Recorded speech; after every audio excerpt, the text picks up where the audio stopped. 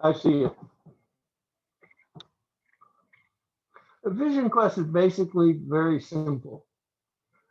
It's a way of seeking guidance from the spirit world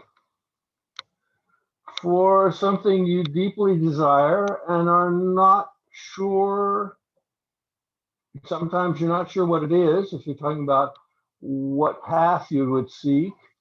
And sometimes it's for, I remember one case where it was for a very specific ceremony that the medicine woman wanted and had done everything she knew how to do to get it and had not been successful. And so she went on a vision quest. And a vision quest almost always involves a sacrifice of a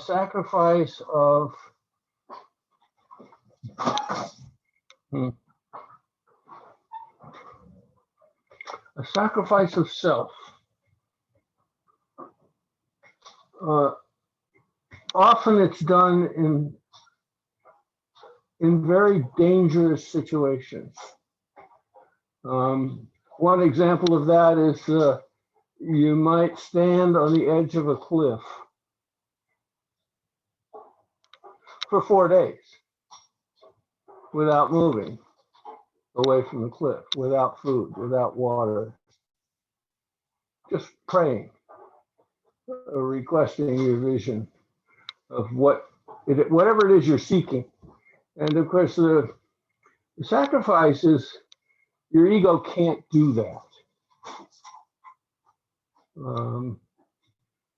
To stand on a precipice and not have any support, normally within less than a 4-day period, the vast majority of people would fall off.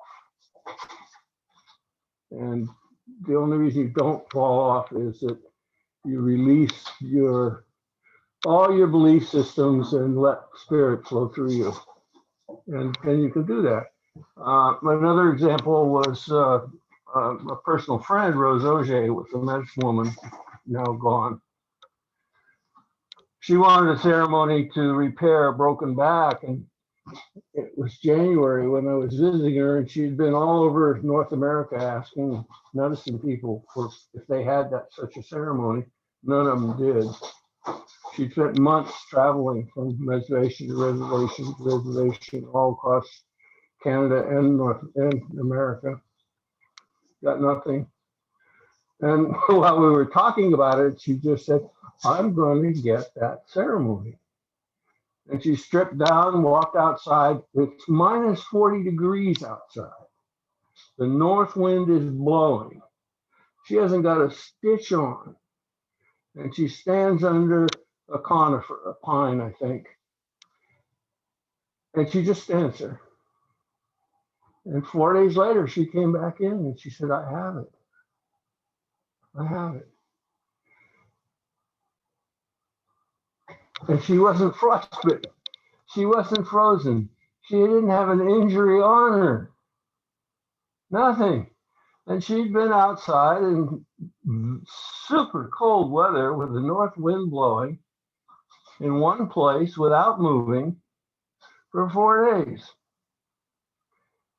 That's a vision quest.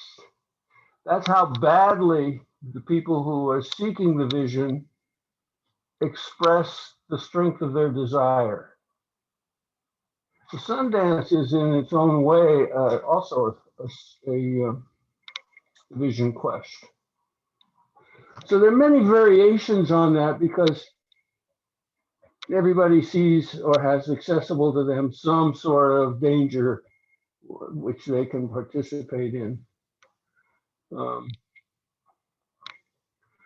that is the essence of the vision quest. And the vision, what is it that that you want, and seeking spiritual help to get it. I think a good example also I heard expressed by an old friend in AA. The Indians often said, well, AA is a white man's thing. I don't like AA. And this was an Indian friend, Eddie Belrose, And he said, well, think about it this way. That white man you're complaining about was near death in a hospital, trying to find a way to not only get sober himself, but to help other people get sober. And he had a vision. And AA was the result of that vision. So you don't have to necessarily deliberately put yourself in a place at risk. But pretty clearly, I think there's lots of ways of getting a vision. I don't know of any Native person who used hallucinogenics to get a vision. I've heard of some down in Mexico and in South America, but I met none in North America. They generally didn't like it. Does that answer your question? Any of you to want something so badly that you would do some of these things, put yourself at risk, and spend time doing nothing but seeking the vision with help from the spiritual world. But it gives you some idea of the depth of their desire. And I think everybody has desire something. And it may not be to the same depths that they would be willing to go to get it, but it is part of that question that I'm asking. You know, what do you really want for yourself this year?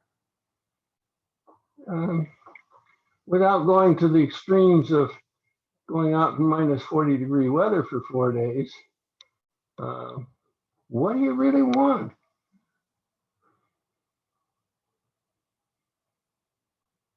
And I put the stick back in with that question. That's the question.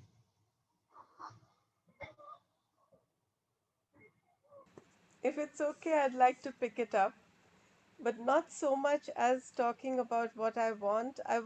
But a few thoughts that came to my mind when you were describing the very difficult, uh, the difficult things that they would do, the way they would put themselves physically in danger. I feel that even if we don't physically put ourselves in danger, anytime we want something very desperately, we always do have to give something up, and especially if it's a spiritual kind of a quest, um, one needs a lot of courage because you have to give up maybe lots of beliefs, understandings, even relationships which you have felt were dear to you and close to you. So, uh, but at the same time, when you're describing it, I do feel yes. When you come down to the physical body, the fear must be so intense, and what you have to get over is, in that sense, everything comes together. And then maybe because we are near Easter and resurrection, I'm thinking in a way that's what Jesus did. That's how he went through a very extreme kind of. I know we don't call it a vision quest, but when you're talking about it, I'm thinking of that, and to get resurrected. That's what Sensei Usui did when he was under a waterfall for, they say, 40 days. He had a physical death and then he was reborn. So maybe we have found instances of it in many places, but from the way you've described it, I love the way that anyone in the tribe feels that they can go and do a vision quest. So I'm still going to actually just sit with this for a while. Thank you. And I I also think, as an aside, that you have wonderful examples in India. Yogas who do things like sleep on beds of nails and other sorts of things that could well be excruciating, but in which they somehow overcome one way or another. And, you know, I was reading about this stuff when I was a kid because of Ripley's Believe It or Not, showing all of these really strange things. And we now have converted into a recreation bungee jumping.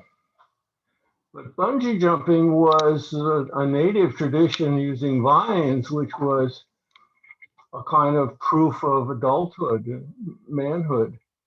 And firewalking was another way in which other cultures have done these sorts of things. These open doors for us that normally are not so easily opened. It's not just the natives that do that. There are lots of different ways. Stick in. The Well, topic is welcome. Vision Quest. Okay, thank you. Yeah, welcome. You're welcome. Sorry, you haven't had a chance to check in yet, but you're welcome to do that. The topic is indeed Vision Quest, or perhaps less a vision you have for yourself for the coming year. What are your hopes and dreams for that? Okay, so why don't you check in, and then you can answer the question. Yeah, Easter was yesterday. We had a little gathering, just three people at my mom's, and it was pleasant. Everything was okay. Trying to think what else has happened lately. I don't know. Idea that the natives have, that the Vision Quest partly exposes, so does the Sundance, but it's like the question, and it's personal, who's in control?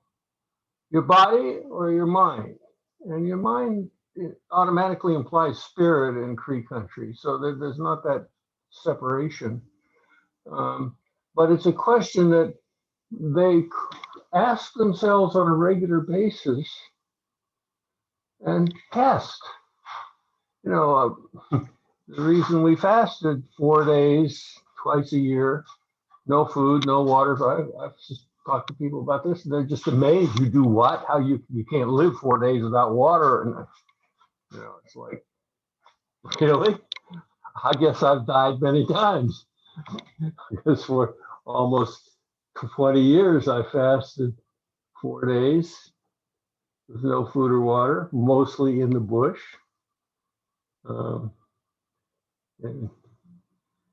And the concept is, it is my spirit which controls me, not my body. So you ignore body demands about food, for example, and drink and sex and all of those things that we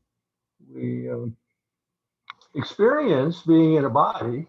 We all experience this stuff, and pain. And the question is, do you let your body control you, or do you let your spirit control you? It's kind of an underlying issue all the time with the traditional people. I don't mean they worry about it. I just mean that the way they do things always has that kind of implication. So I think that's an important issue of letting go, is really, in a very real sense, letting go of what we refer to usually as the ego, but the Cree usually refer to as the body. You know, the body has its demands, and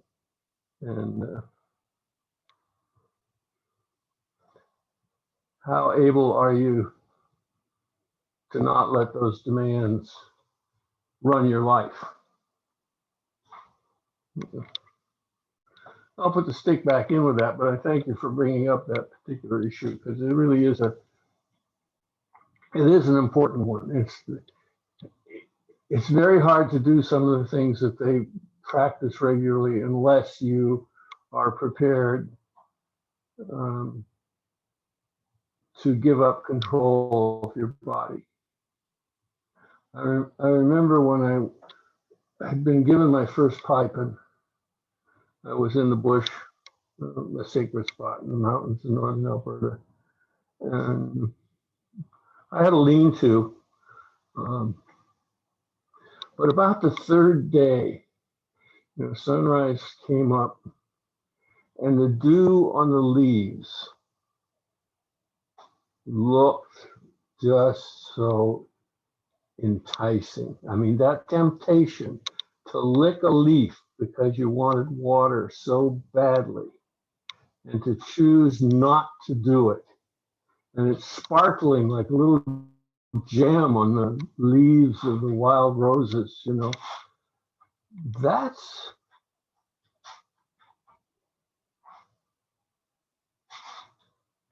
their goal, is to not let that control your behavior, not let that temptation.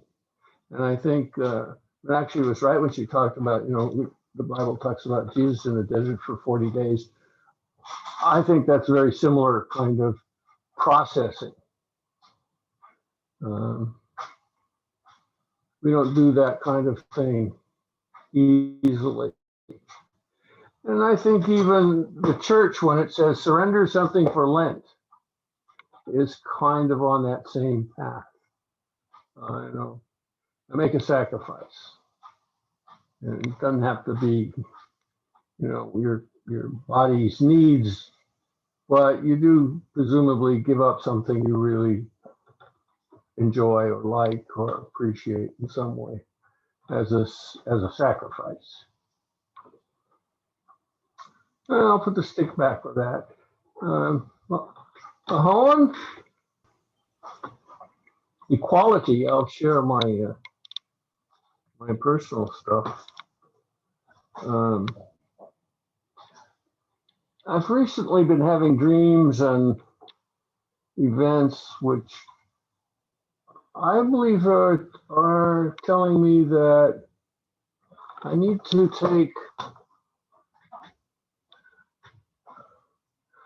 to peel off my experiences from my identity. I'm not sure how clear that is, but for example, you know, I'm freely, I freely see myself as a Marine vet. Okay, and it's true. I spent 3 years in the Marine Corps, and the Marine Corps was really good for me. They taught me electronics and discipline and a lot of other things, leadership.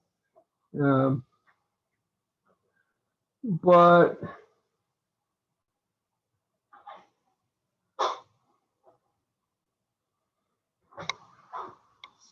my sense is understanding within myself that that is not who I am. It's not even part of who I am. It's simply an experience that I've had, and I'm grateful for that. But it's not part of my personal identity. And there are a lot of things I'm shedding in that sense. A lot of it is work related. You know, I spent 12 years working in Silicon Valley in electronics systems, aerospace, computers, satellites, you know, all that. And I still hold on to that. You know, this is part of who I am. It's where my management skills came in. That's where my love of technology started. But again, that doesn't really say anything about what I am, nor even who I am. It's just experience. It's something I did, but not something I am. I went through this process once before with objects. You know, I am not my car. I am not my house. I am not my salary or my job. I went through that process some time ago. But this time it's more difficult for me, but it is the same process. The events of my life, the things I did, focused on doing, are not who I am. They're adjuncts to me, in that I did them and they influenced my life in some kind of way. But I'm not the guy that spent 6 years, half of a dozen years working in Silicon Valley. If you took that away from me, I'd still be me. I'm obviously having trouble explaining this even to myself, so it's healthy that I'm trying to explain it to you. I believe we teach what we need to learn, and this is the process I'm in now. who am I? Who am I without these many experiences? And it's a really fascinating question. It's really hard to undo the strings between what I am and who I am and what I did. No. And I have no idea what the outcome's going to be. But I do feel guided in this direction. That I need to surrender these attachments to what I did, recognizing that they all were blessings, but none of them represent who I am. And I do not find this easy. I just don't. And I'm not clear in my own mind how to go about it. But I'm clear that it's a process that I need to go through. And I'm willing to go through it. I'm actually kind of eager to go through it. I'm just not quite sure how. Maybe I need to find something dangerous to do. Stand on the edge of the roof for 4 days and see if I can get guidance.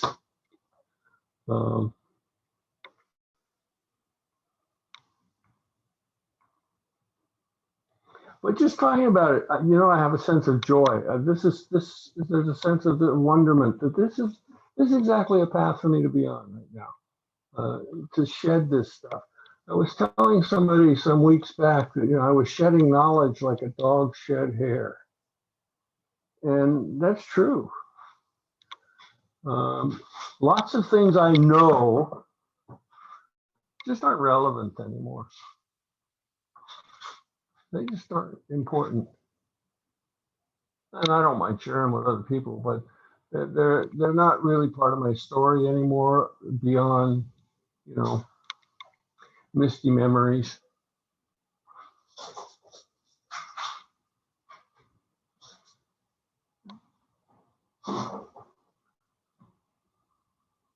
But I feel wonderful about it. I really do. I can just feel that flooding through me as I talk about it. That this is really a wonderful thing for me to be working on right now. It also involves something that clearly involves Teresa, because part of what I have done is medicine Reiki, and I've got these e-lists saved from Yahoo, and I've been really reluctant to reinstall them somewhere else because it would be trying to make the present like the past. And there's something about that is no longer appropriate for me. I don't need to relive my medicine Reiki experiences, like being a Marine. It's something I've done. Something it was a blessing for me, and all the time I was doing it, and I hope it was a blessing for other people. But it's not what I am. It's not who I am. And that sounds as clear as mud to me. And so if anybody would like to provide crosstalk and feedback on that, I'd be more than happy to hear what you have to say. Stick in. I've been calling our new kitten, some kitten. His name is Smokey, but I've been calling him Mischief because he's just got to have a nose in everything. He just has to know what's going on everywhere, and he has no boundaries whatsoever. And I'm beginning to think maybe that should be my new name. I kind of like to be Mischief. But that's a fantasy. I don't know whether I'll lose my Conceitual name or whether I'll gain a new name, either one. But it's certainly fun to think about what I would name myself. And there's something about the notion of mischief that it intrigues me. I want to stick back. You haven't said anything, Meenakshi. Do you have any comments on what I said? We didn't have an ego, but I see that as absolute proof of our flawedness in our split mind and thinking that we're separated from the Creator. So I'm not a great fan of the ego. I've come to terms with mine. I believe it's crazy as a loon. And I can accept it that way without fighting it. It just is nuts. Oh, nice picture. But that's just me. All paths lead to God eventually. So it's not for me to say somebody else has not got it right. I just perceive it differently. I don't think my mind is my friend either. I was terribly traumatized by realizing that I had been lying to myself for years and did not even know it. That was an incredible revelation. So I'm somewhat more than distrustful of my own mind. I know the depths of denial and how we kid ourselves or can kid ourselves. I certainly lied to myself. Whether everybody uses the same processes, I don't know. But I know that it was not friendly to deny that I had a problem with alcohol. That did me. The drinking may have done me great good in the long run from a spiritual point of view, but from an earthly point of view, it was not an equally good result. Cost me a lot of relationships. So I will respectfully cling to my own frail understanding of what the ego is. Neither good nor bad, just nuts. Yeah. What I was thinking about was an event Sunday. That's our traditional morning breakfast Sunday mornings with Ron and his sister Franny, Faye, and Kathleen and I and my friend Jack. And the new cat, Smokey, is not afraid of anything so far. And Faisy has a huge golden lab, which travels with her. Right. So when she comes to the house, the golden lab comes too. And I watched the dog and the cat. As the dog came in, the cat went over, they touched noses, and then they proceeded to ignore each other for the next 2 or 3 hours, you know? And I thought, okay, is there ego there? My other cat's scared to death of other animals. I mean, terrified. It doesn't like anyone. If it's got more than 2 legs, there's something clearly wrong and threatening about it from her point of view. And she's clearly different from the new one. Her behavior is different. So I know Hohen's worked with a lot of dogs, and my experience with dogs is they seem to have, I don't know if I would call it an ego, but a clear notion of self as opposed to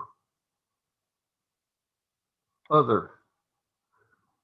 And I'm wondering if that's, egoless.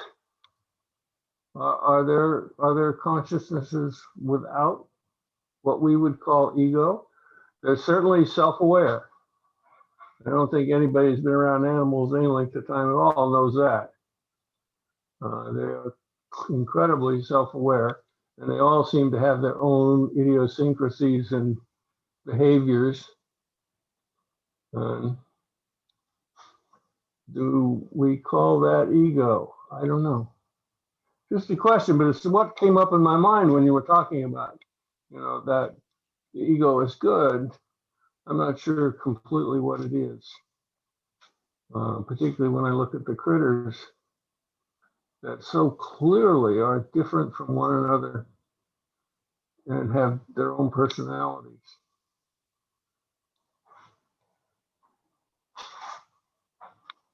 Like, what is it? Do the critters have egos? I know they have spirits. I believe that, but do they have egos?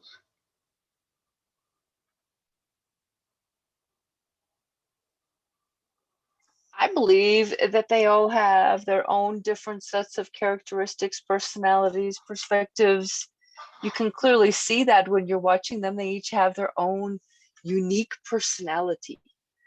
And absolutely, I believe their ego doesn't necessarily run them. I've witnessed animals' behaviors change because I've done something internal to shift a perspective or something, and they then mirror something different back to me. So I believe it was Ernest Holmes who said that they are subjective.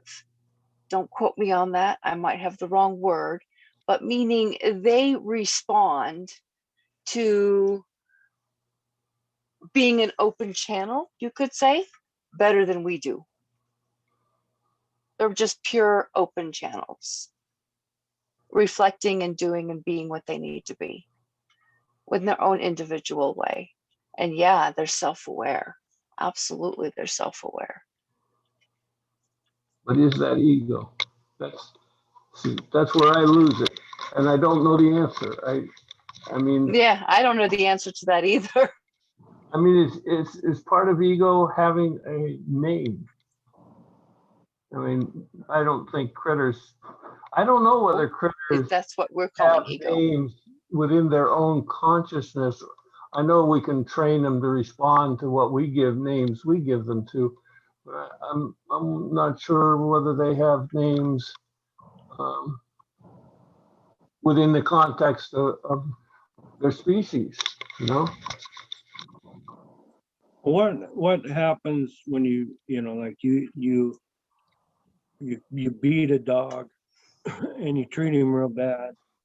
That dog like becomes one of two things. It either becomes real pleasing and cowers to you, or it'll bite the hell out of you until it's treated with respect, and then it changes its behavior either way, based on the experiences that it had. So I would have to say, yeah, I think it does have an ego, and a spirit to them. I think they feel just as much as anything else. I don't know. Yeah, but it is when you beat up a dog and you beat a dog, they're capable of learning how to love themselves back when you start loving them as well. So yeah. Unlike us, that's the same thing. Absolutely. You can, at least in my experience, you could pretty much tell if the dog lashes out, then the human that trains that dog that energy is connected with will definitely do the same thing. They learn that. They respond that way. And then when you start giving them love, that's loving yourself back. Yeah. I don't know if I explained that correctly, but I've witnessed it so many different times. Okay, we're at the witching hour. No, we're at 8:02. Next week, I've been encouraged to do a new moon ceremony, which it's a little late, but it's all right. The Great Spirit doesn't wear a watch. And so we'll be talking about the new moon and the significance that we can apply to its appearance and gradual enlightening. And with that, has anybody got any final closing comments? Because I'm ready to check out whenever.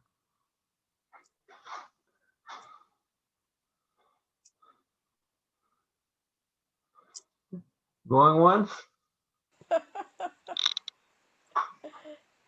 Thank you, Kisitwa. You're adorable, Meenakshi.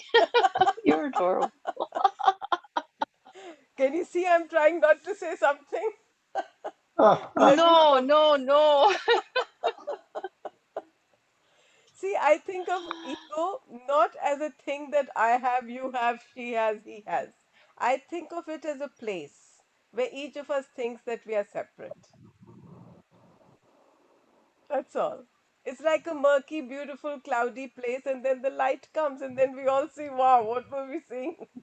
It's as simple as that to me. So it's Thanks, That's just a, a y'all. playground. that's I a see really it nice as image make to take friends a with your dialogue. ego. Make friends with your ego. Let it be your best friend. Uh, This was like a vision quest. I liked it. I enjoyed it. Thank you. and I'm not sure that, Yes, me too. thinking my ego is crazy means I think it's an enemy. I just think it's crazy. That's all. And A Course in Miracles has something interesting to say about that. It says that if somebody asks you to do, what is the expression? An exorcism?